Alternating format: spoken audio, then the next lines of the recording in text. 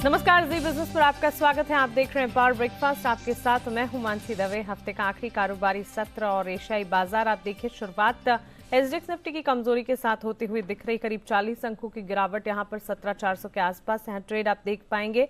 निकाई में भी सुस्ती है और डाउ फ्यूचर्स भी अगर आप देखेंगे फिलहाल कमजोरी के साथ करीब 66 अंकों की कमजोरी के साथ ट्रेड कर रहे हैं। लेकिन बीती रात अमेरिकी बाजार में हमने तेजी देखी क्योंकि ओमिक्रॉन का खतरा जो है या चिंता जो है वो वहां पर कम होने की खबरें आती हुई दिखी और इसका सीधा इंपैक्ट आप देखिए डाउ जोन्स, एसएनपी, नैस्डैक में दिखा।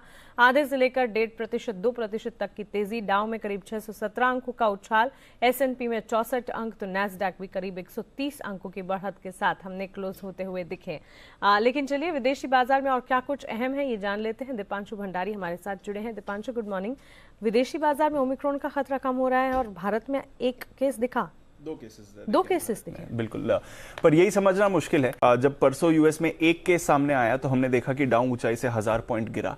कल 5 और केसेस यूएस में सामने आते हुए दिखे न्यूयॉर्क में, और हमने देखा कि बाजार पॉजिटिव टेरिटरी में रहे। तो ओमिक्रॉन के लिए बाजार किस तरह से रिएक्ट करना चाह रहा है ये समझना मुश्किल है। बट डेफिनेटली अगर आप देखें तो कल एक अच्छा रिबाउंड हमने देखा ग्लोबल मार्केट्स में आते हुए। आज सुबह थोड़े मिले जुले संकेत हैं, थोड़ा नीचे है डाउ फ्यूचर्स, एशिया में भी सुस्ती है, एसजीएक्स निफ्टी भी पॉजिटिव खुलने के बाद थोड़ी सी गिरावट दिखा रहा है। पर कल शाम हमने यूएस में एक अच्छा रिबाउंड देखा जहां पर डाउ करीब 615 अंक उछला, वहीं एसएनपी पर भी 1.4% की तेजी रही। ब्रॉडर मार्केट्स में और ज्यादा एक्शन था, 0.3% ऊपर आपको उनका स्मॉल कैप इंडेक्स रसल 2000 आते हुए दिखा। सबसे ज्यादा एक्शन आपने इकोनॉमी से जुड़े हुए स्टॉक्स में देखा, वहीं से बाजार को सहारा आते हुए दिखा। इसके अलावा बैंक शेयर्स, आईटी, एनर्जी, यहां से भी आपने अच्छा एक्शन बनते देखा। तो ओवरऑल बढ़िया पार्टिसिपेशन था यूएस मार्केट्स में जहां तक इस रिबाउंड की बात है। डेटा हैवी भी है। एक तो साप्ताहिक बेरोजगारी के दावे आते हुए दिखे जो कि अनुमान से बेहतर थे। 2.4 लाख का अनुमान था, उसके सामने 2.2 लाख के ये दावे आते हुए दिखे, तो अनुमान से बेहतर रहे। आज नवंबर महीने का जॉब्स डेटा आने वाला है, वहां पर नजर रखिए। 5.6 लाख नई जॉब्स जुड़ने का अनुमान है और जो कुल बेरोजगारी है वो भी 4.4% पर रहेगी। तो अच्छा डेटा आने की उम्मीद है। अब देखते हैं कैसा डेटा आता है।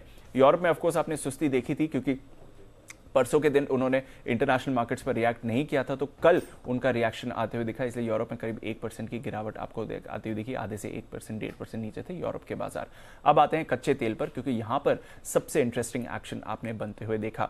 ओपेक की बैठक थी और इन्होंने जो उत्पादन बढ़ाने का प्लान चल रहा है इनका, 4 लाख बैरल प्रतिदिन हर महीने से ये जो बढ़ा रहे हैं, उस पर उन्होंने कोई बदलाव नहीं किए हैं। तो जो उनका प्लान बना हुआ था कच्चे तेल के उत्पादन बढ़ाने का, वैसा ही प्लान बना हुआ है। हालांकि उन्होंने ये जरूर कहा कि आगे जाकर अगर स्थिति में कोई भी बदलाव होता है तो वो उस पर एडजस्ट करने के लिए तैयार हैं।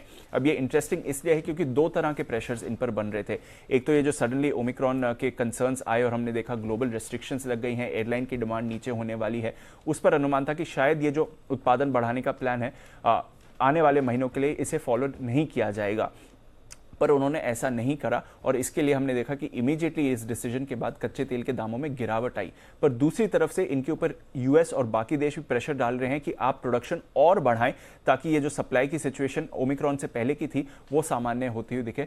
वहां पर भी उन्होंने कोई बदलाव नहीं किया, तो दोनों तरफ से कोई एक्शन नहीं लिया। इनिशियल रिएक्शन के बाद कच्चा तेल फिर से संभला और ब्रेंट करीब $69 के ऊपर ही ट्रेड करते हुए आपको दिख रहा है। तो ओवरऑल ग्लोबल मार्केट से ठीक ठाक संकेत है। आज थोड़े मिले जुले आपको दिख रहे हैं। कल अमेरिका में अच्छा रिबाउंड जरूर आते हुए देखा, बट ओमिक्रॉन के मामले अब काफी और देशों में आते हुए दिख रहे हैं। भारत में आपने 2 मामले देखे हैं, यूएस में भी कल मामले बढ़कर आए हैं इसके। बिल्कुल दीपांशु, शुक्रिया विदेशी बाजार के संकेत हमें बताने के लिए। तो क्लियरली फिलहाल मिले जुले संकेत हम देख सकते हैं विदेशी बाजार से, क्योंकि अमेरिकी बाजार में हमने तेजी देखी, एशियाई बाजार की फिलहाल सुस्ती के साथ शुरुआत होते हुए दिख रही है। और ओमिक्रॉन के मामलों की अगर बात करें तो अब कई सारे देश हैं और भारत में भी 2 केसेस अब नजर आए हैं। चलिए आगे बढ़ते हैं और जान लेते हैं कि कल के कारोबारी सत्र में संस्थागत निवेशकों ने क्या किया है। एफआईएस की सेलिंग देखने को मिली है कैश मार्केट में, लेकिन वायदा बाजार में एफआईएस ने खरीदारी की है और कैश मार्केट में भी डीआईएस की तरफ से खरीदारी ही दिखी है। 910 करोड़ की सेलिंग एफआईएस ने कैश मार्केट में की है, 1373 करोड़ की बाइंग डीआईएस ने कैश मार्केट में की है और 2862 करोड़ की खरीदारी यहां पर वायदा बाजार में एफआईएस की तरफ से आती हुई दिखी है। तो सिर्फ कैश मार्केट की बिकवाली के आंकड़े को अगर छोड़ दें एफआईएस के, डीआईएस की तरफ से खरीदारी है और वायदा बाजार में एफआईएस की तरफ से भी खरीदारी ही देखने को मिली है। चलिए आगे बढ़ते हैं और आज के लिए अब जान लेते हैं हफ्ते के आखिरी कारोबारी सत्र में दिन की शुरुआत भारतीय बाजार में आप कैसे करेंगे, स्ट्रैटेजी क्या बनाएंगे। हमारे साथ जुड़ रहे हैं जी बिजनेस के मैनेजिंग एडिटर अनिल सिंह भी।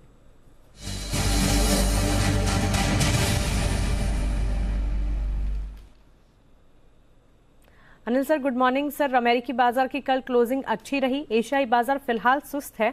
एफआईआईज वायदा बाजार में खरीदारी कर रहे हैं और डीआईएस के भी खरीदारी के आंकड़े, लेकिन सर 2 केसेस ओमिक्रॉन के भारत में भी पाए गए हैं।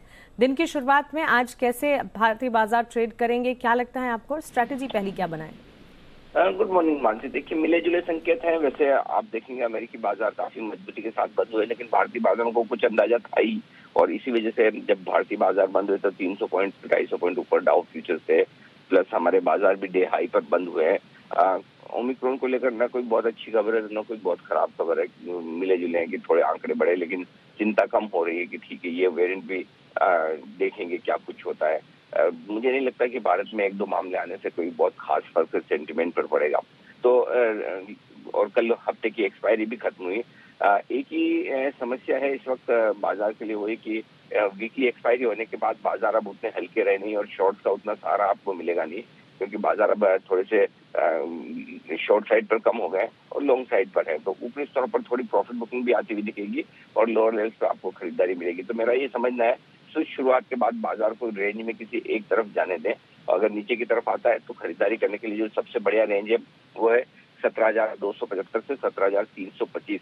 इस रेंज में बाजार मिले तो खरीदारी करनी चाहिए, और ऊपरी स्तरों पर 17,500 से लेकर 17,600 ये रेंज है जहां पर प्रॉफिट बुकिंग और बिकवाली करनी चाहिए। और मुझे लगता है फिर से आज दोनों तरफ ट्रेड का मौका मिलेगा। अगर आप दोनों तरफ ट्रेड नहीं कर सकते तो बाय ऑन डिप्स का मार्केट रखें। ट्रेंड थोड़ा सा बेहतर होता हुआ दिखा है, और 17,000 के नीचे जो हमने पिछले हफ्ते पूरा एक्शन देखा, इस हफ्ते एक्शन देखा, वो ये मानकर चल सकते हैं आसानी से टूटेगा नहीं ओमिक्रॉन के ये मामलों के बावजूद। तो ऐसे में गिरावट में खरीदारी की रणनीति रखना ज्यादा ठीक होगा। तो लोअर रेंज पर आए वहां पर खरीदारी कर लीजिए।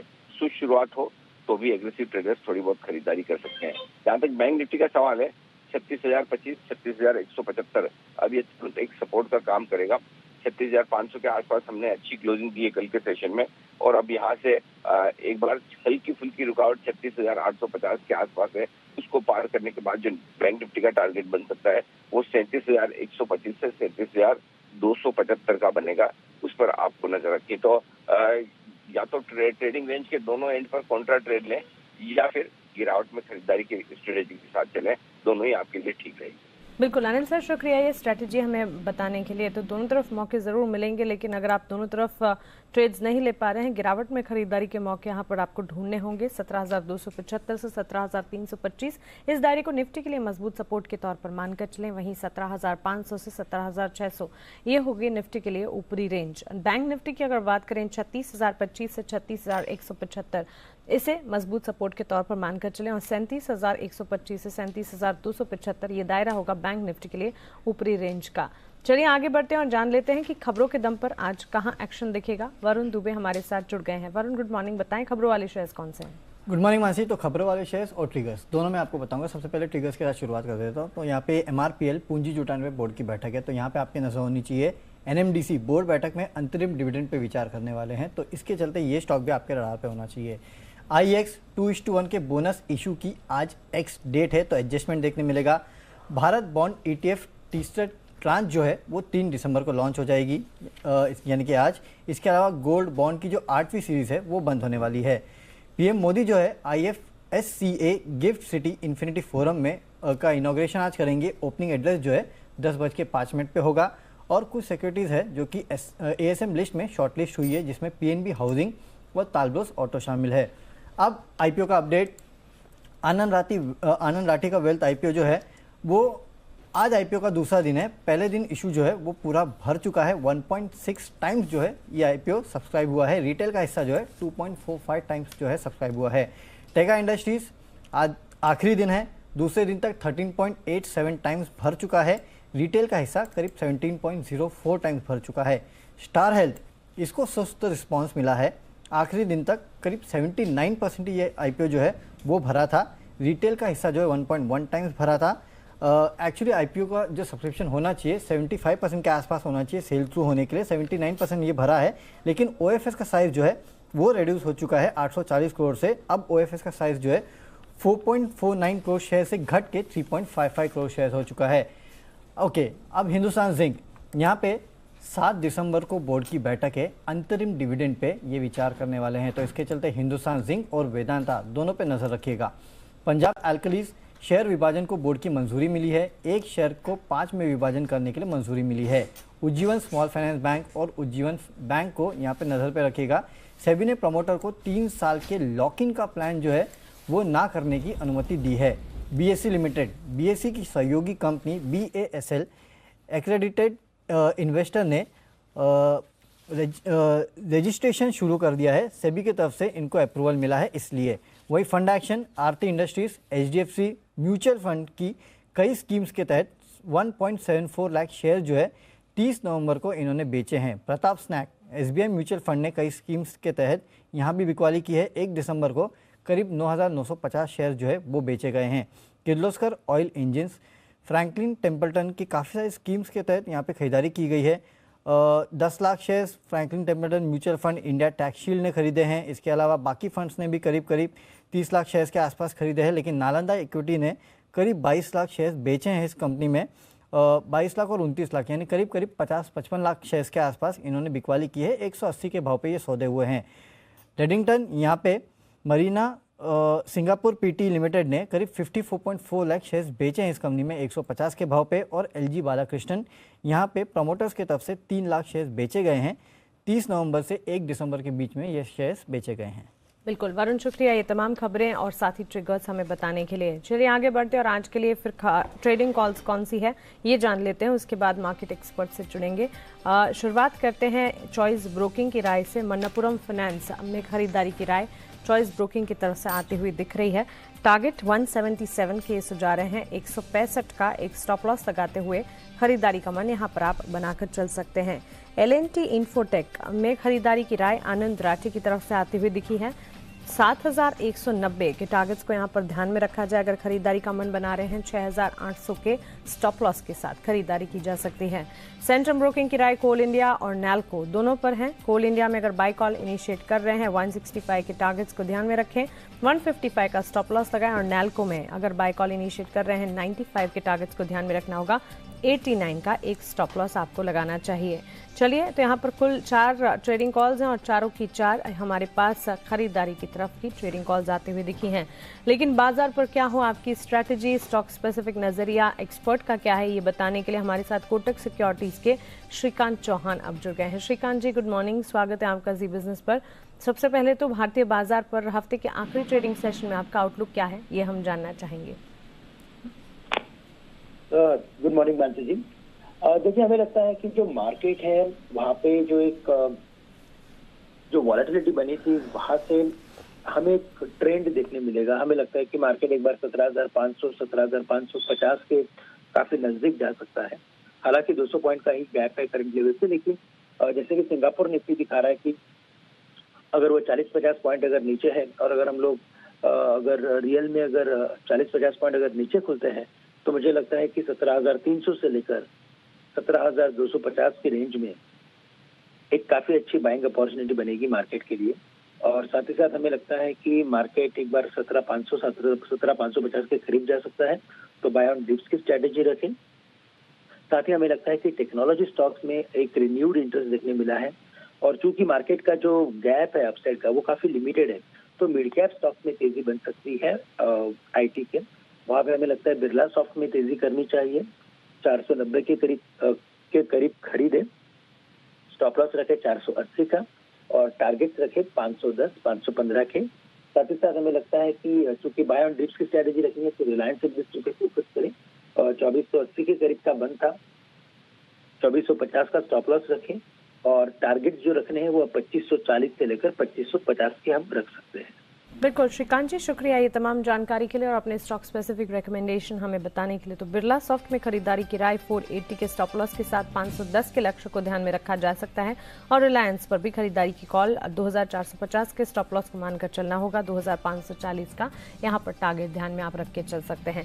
यहाँ पर कमोडिटी पर आपकी रणनीति आज के लिए क्या होनी चाहिए जानने के लिए हमने बात की SMC ग्लोबल की वंदना भारती से। उनकी रिकमेंडेशन आपके टीवी स्क्रीन पर। कॉपर में खरीदारी की राय वंदना की तरफ से आती हुई 726 726 के लेवल्स पर अगर ये दिख जाए खरीदारी कीजिए। 732 के लक्ष्य के लिए 723 का एक स्टॉप लॉस लगाइए।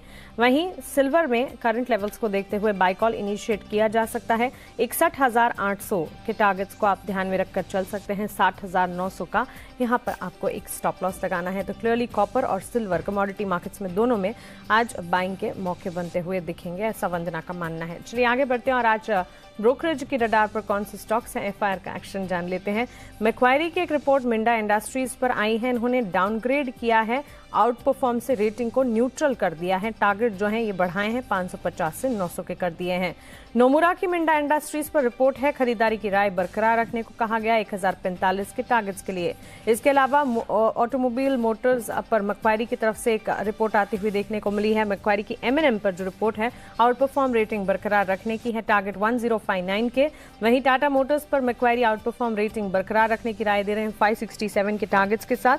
अशोक लेलैंड पर मैक्वायरी की रेटिंग आती हुई दिखी, अपग्रेड किया है इन्होंने, आउट परफॉर्म न्यूट्रल की रेटिंग थी वहां से आउट परफॉर्म कर दिया और टारगेट 162 के दे रहे हैं। वहीं अपोलो टायर्स पर आउट परफॉर्म की रेटिंग बरकरार रखने की राय है, टारगेट हालांकि कट किए गए हैं, 270 कट कर दिए हैं टारगेट्स को। यहाँ पर करंट रेटिंग 280 से कट करके 270 कर दी गई है। और लास्टली सीएलएसए की एक रिपोर्ट जील पर आती हुई दिखी है, खरीदारी की रेटिंग बरकरार रखने की राय, 415 के टारगेट्स को यहाँ पर ध्यान में रखा जाए। और ये रही ब्रोकरेज की रिपोर्ट्स। दिन में यहाँ पर जो भी एक्शन दिखेगा ब्रोकरेज में हम आपको बताते रहेंगे, एफआईआर का एक्शन आपको बताएंगे। चलिए इसी के साथ पावर ब्रेकफास्ट में इतना ही, लेकिन आगे आपके लिए लेकर आएंगे ट्रेडर्स डायरी। आप बने रहे जी बिजनेस के साथ। नमस्कार।